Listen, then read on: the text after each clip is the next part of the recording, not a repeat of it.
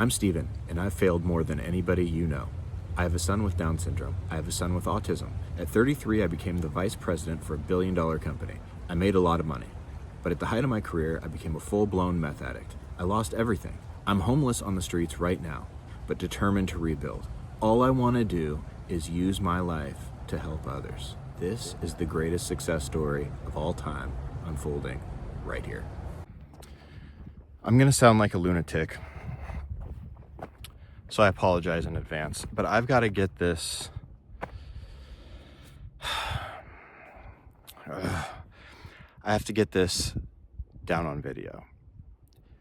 You see, this morning, I was just going to post this really great video that I liked, that I took the day after I stopped the fast.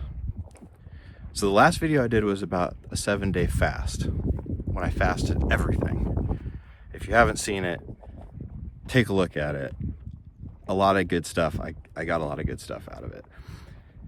But after that, I felt so good and so full of joy that I just came out to this beautiful place out here. Like, this is my new favorite place in the world, outside of Kauai. And I came out here and I just started screwing around. It was the first time I explored it. I had such a good time. I made a video. It was pretty long, but it was just me screwing off and like saying some good stuff, but mostly it was just me playing around. And I really like it. And I was going to post it this morning, but then God was putting something on my heart, and I came out here to try to take a video of it. And I've been wandering around for hours, and it's gone. It just left me, so I'm pissed. But I still have some stuff I need to get on video. So, you know, this is one of those videos, by the way. Like, watch it when you're going on a walk, or watch it when you're not sitting there, like, fiending for the pleasure button, just sitting on YouTube, just scrolling through stuff, trying to find anything super interesting to entertain you. Like, this is not one of those videos. This is a video that's going to help people who are going through hard times, incredibly hard times. That's why I'm doing these videos. And I'm not going to sit here and do a chicken dance and try to entertain everybody. I'm just in a grumpy ass mood because I'm a drug addict trying to be sober, going through the crappiest season of my life, and I'm just going to let it rip. That's it. And there's a few things that I need to talk about, and I'm just getting really frustrated because I don't want to be doing this right now because I'm just an emotional mess. Did I say that already? I can't even remember what I said. Anyways, first off, I was the vice president of a billion-dollar company when I was 33. I had that job for a very long time. And then I started doing drugs because I'm an idiot. There's a reason for it, but that is for a different video. The point is, I had once been really successful, and I have lost everything. And I am in the worst season of my life that I've ever had. And I'm feeling like it's gonna change. So that's the good news. I'm really feeling like it's gonna change. And I have to get this kind of downloaded on video because I wanna put a stake in the ground. Like, I don't wanna forget where I came from and how bad it was, because I already know what's going to happen. Things are going to start happening that are good, and I'm going to move on out of this stage, out of this season in my life, and I'm going to look back and I'm going to be like, well, of course it all worked out better for you. Like, look at the situation, look at all the stuff that you had going for you. And in hindsight, it's 2020, but right now, it sucks. And for anybody who's in this situation right now, if you've lost your job, which a lot of government people are losing their job right now, let's be honest. If you've lost your job, if you're going through health issues, if you're going through drug addiction, if you're going through anything, you know, weight problems, medication issues, depression. I could keep going, right? If you're going through any of that stuff, and if you're in a really hard time in your life, I want to encourage you to do what I'm doing. Make videos, post them on YouTube. If you thought about this before, and I'm reminding you right now for the first time, it's probably a pretty good indicator that you should do it. Because did I mention I was the vice president of merchandising and marketing? So I am not familiar with YouTube and social media. That's not the kind of marketing that I did, but I have a marketing mind. And after posting videos a little bit, I can figure out pretty well how this stuff works. And let me tell you, my videos, the way that they're getting pushed out to everybody, you're never going to find this video unless it was recommended to you. It's going to pop up in your feed, and the reason that it's recommended to you is because you watched videos that are on similar topics using similar language and words that I'm saying right now. And so it's highly relevant to the kind of stuff that you've been doing and thinking about. So if you're watching this video, the chances are a lot of the things that I'm going to say are probably really, really relevant to you. So I just want to put that out there. So to anybody who's been thinking about starting a YouTube channel, especially if you're like my age, 40, 41, like midlife crisis age, and you're fumbling through your midlife crisis and you've been thinking about doing a YouTube video or a YouTube channel to document your crisis and whatever you're doing, like do it. Because I don't know about you, but in my feed, there's more and more AI videos, AI bullcrap. It's all garbage. There's videos like people like, it sounds like machines reading a script. There's just so much trash content on YouTube that it's people that are doing things like that I'm doing right now. It's gonna be really helpful for people. I'm telling you right now, people who are willing to just go out, record stuff, not edit it, just kind of unscripted,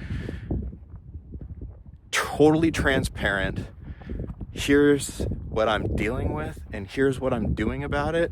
That kind of stuff is gonna be a huge hit, and hasn't even started yet. This is the tip of the iceberg. So anyways, that's all I wanted to say there.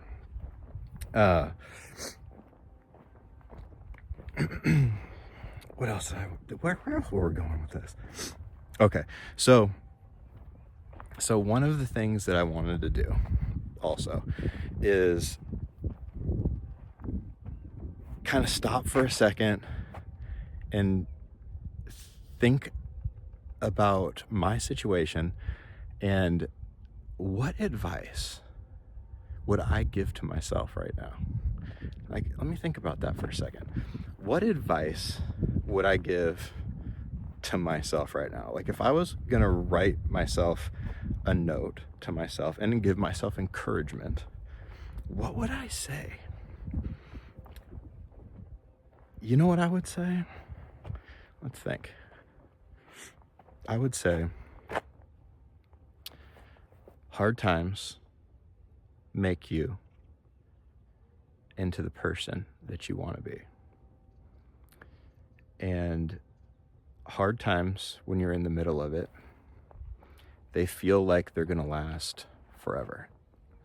It's like the natural response. Hard times, when you're in the middle of it, it feels like it's never going to end. And that's a lie. They always end, and we always go through hard times. There's so many people out there, and everybody gives God a hard time. Well, if God is so good, why does he let bad things happen to good people? Let me tell you why, Stephen. Because you only learn and you only grow when you are in pain. and when you're stretched, and when you're pushed out of your comfort zone, when you're thrown into a situation that you don't know what you're going to do, that's when you sink or swim. That's when you rise to the top, and that's when you grow. You have to go through bad times. You have to. You got, like, think about this for a second. Do you ever grow up like playing Oregon Trail, that video game? I'm totally aging myself, but if you know what I'm talking about, you know what I'm talking about. Like, I keep thinking about Oregon Trail, and you're coming across, freaking Missouri, whatever, in your covered wagon. And then it's like, all of a sudden it's like, hey, Joe got a snake bite and died. It's like, oh, dude, really? Got a snake bite and died. Somebody got malaria and died. And it's like, by the time you get to Oregon, it's like half your family's dead. It's not like that anymore. Like, think about that for a second. It's not like that anymore. But do you think the people who are on the Oregon Trail, coming across the country back in the 1800s or whatever the heck it was, do you think that they were less happy than you are today? Maybe. I'll tell you what, though, not significantly better. In fact, they were probably more happy than most of us are today. Why is that? I can't imagine losing a kid. And that was like commonplace for the most of history. Think about that for a second. Sometimes, like, dude, the crap that we deal with is not even a big deal, but it seems like it's a huge freaking problem. You know why? Because we're humans, and we don't feel happiness on a scale of 1 to 10. It's not a defined scale of happiness. You see, we can only feel the delta. We can only feel the difference between the worst experience that we've ever had and the best experience that we've ever had. And then we compare our current situation to what we know within that range. Think about that for a minute. We humans only feel the delta. It's like a frog. It's kind of like, that frog thing that you hear. It's like, how do you boil a frog? Well, you put him in the water and you turn up the heat really slow, and he doesn't feel it because it happens really slow. It's kind of the same concept. Like, you can only feel the change. Like, you can only feel the difference between the good and the bad. And that's how we kind of like judge everything.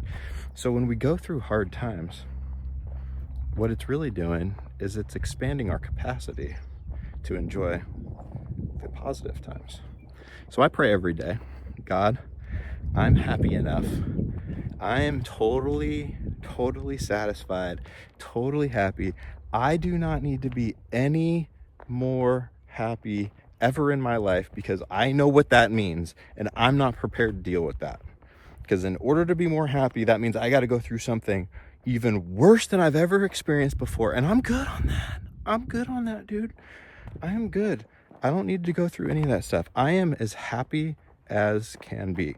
So I want to remember that. So these bad times don't last forever. Put things into perspective. Things could always get worse. That's so corny to say, but we've got to recognize that.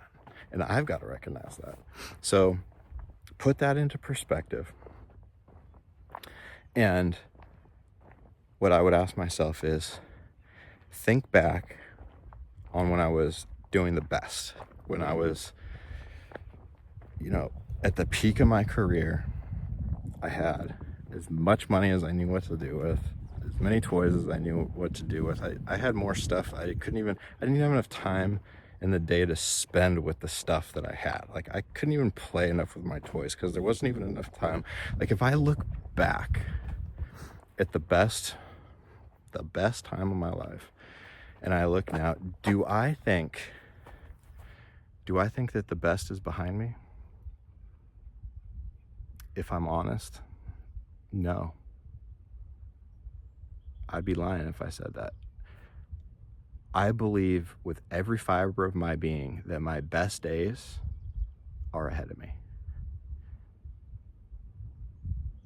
That's a fact. Like, I know that to be true. Like, in my heart, the best days are ahead of me.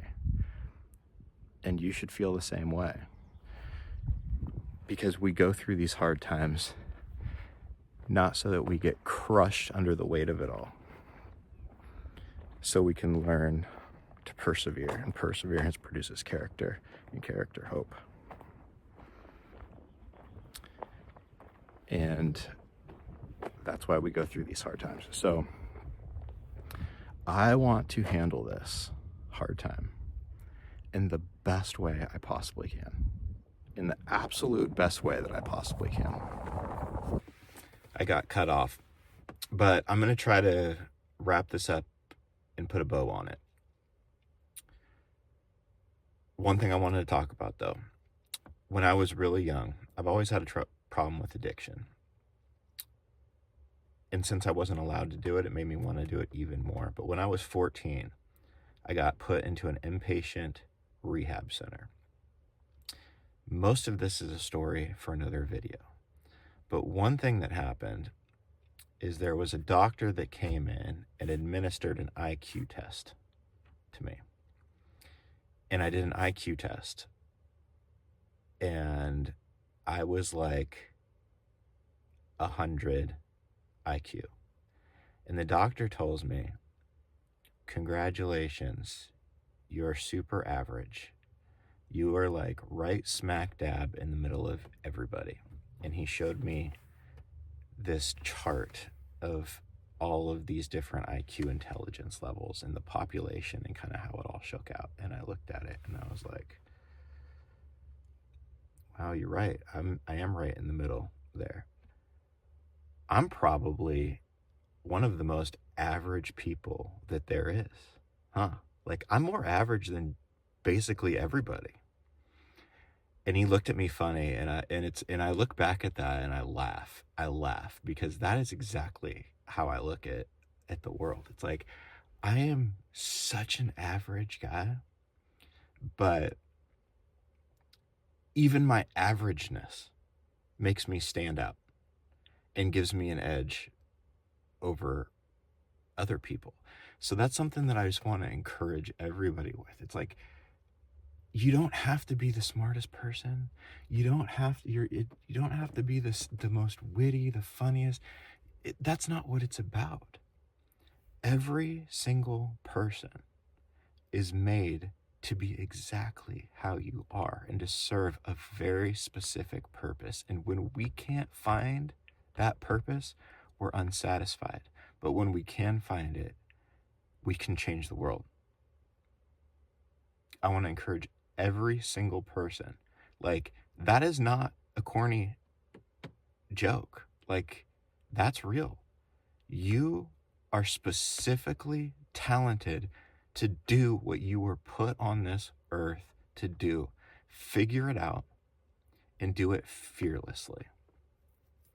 Satan is a bully that wants us to believe that sin is still trapping us up if we're still in Jesus. You know, the habits and addictions that entangle us, the pain that we cause others, and the fear that we still experience is all that should define us. He wants us to believe a lie that we are weak, pathetic creatures that will never amount to anything. And that's a complete and utter lie. Find your purpose. Seek God with all your being, your mind, soul, and your heart. Wait for his timing, because his timing's perfect. And these are all things that I'm telling myself. Stephen, don't forget. All these things are true. Don't believe the lie of the enemy. Believe who you are in Christ, that I can do all things through Christ who strengthens me, and I will change the world. And that's what I wanted to get that down. I'll see you next video.